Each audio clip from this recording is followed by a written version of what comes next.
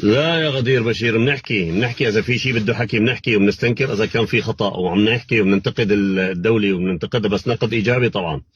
هذا الفرق بيننا وبينك. هدفنا نحن انه تنبنى هالدولة ونبنيها باهلها، ويترفه الناس ويعيشوا حياة سعيدة.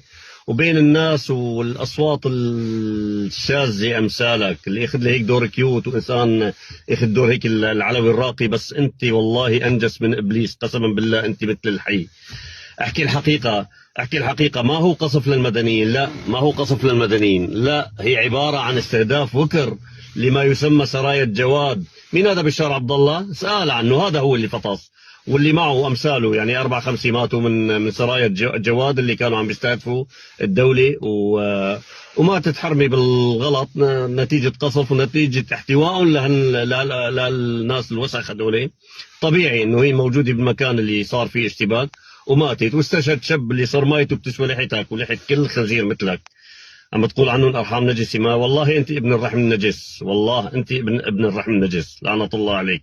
الحمد لله رب العالمين نجحت العملية وتم القضاء على الخنازير، كم خنزير منهم، واعتقال الباقيين، وبيعرضوا لك اياهم ان شاء الله بكره. شوف وين بدك تودي وجهك. قلنا اختفى صوتك، الحمد لله رب العالمين عقلت والله هداك، بس ما ذنب الكلب حطوه 40 سنة يضل اعوج.